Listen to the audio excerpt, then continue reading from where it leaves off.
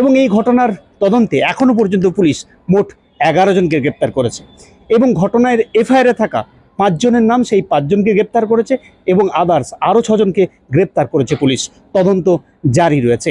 ইতিমধ্যেই ইন্দাস গ্রামে পৌঁছে গিয়েছিল ফরেন্সিক দল এবং তদন্তে এই ফরেন্সিক বিভিন্ন ধরনের নমুনাও সংগ্রহ করেছে বলে বাঁকুড়া জেলা পুলিশের তরফ থেকে জানানো হয়েছে। পাশাপাশি গতকাল হাফিজ এবং তার মাকে নিয়ে টিআই প্যারেডও করেছে ইন্দাস থানার পুলিশ। সব মিলিয়ে এখনো পর্যন্ত পুলিশ তদন্ত জারি রয়েছে এবং এই ঘটনার সাথে আর কেউ যুক্ত রয়েছে কিনা তা খতিয়ে দেখা হচ্ছে এবং পদক্ষেপ নেওয়া হচ্ছে।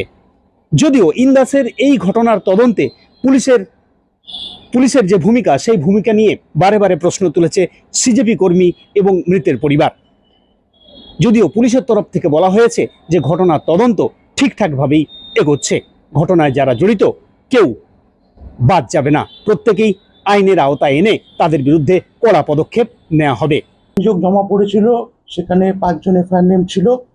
তো আমরা ঘটনার দিন আমরা 5 জনের মধ্যে 3 জন আসামিকে অ্যারেস্ট করেছিলাম এবং এর বাইরেও আরও 5 জন, অর্থাৎ টোটাল 8 জনকে অ্যারেস্ট করেছিলাম।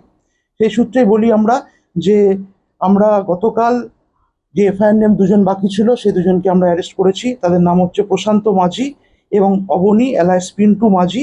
এই 2 জনকে আমরা কালকে অ্যারেস্ট করেছি। অভিযোগে যাদের নাম ছিল তাদের মধ্যে আমরা 5 জনকেই এখনো অবধি অ্যারেস্ট করতে পেরেছি। তবে কালকে টিআই প্যারেড হয়েছে, যিনি অভিযোগকারিনী ছিলেন তিনি এবং তার ছেলে দুজনে কালকে বিষ্ণুপুর কোর্টে গিয়ে টিআই প্যারেড করেছেন এবং টিআই প্যারেডের রিপোর্ট যখন আসবে তখন আমরা জানতে পারবো যে কি আনআইডেন্টিফাইড কতজন আছে এখনো অবধি। আমরা যে অ্যারেস্ট করেছি তাদের মধ্যে আপনারা জানেন 5 জন এফআইআর নেম আমরা অ্যারেস্ট করেছি, তার বাইরেও আমরা টোটাল এখনো অবধি অ্যারেস্ট করলাম 11 জনকে, অর্থাৎ 5 জন এফআইআর নেম এবং তার বাইরে আরো 6 জনকে। বাঁকুড়া থেকে সৌরভ গঙ্গোপাধ্যায়, কলকাতা টিভি।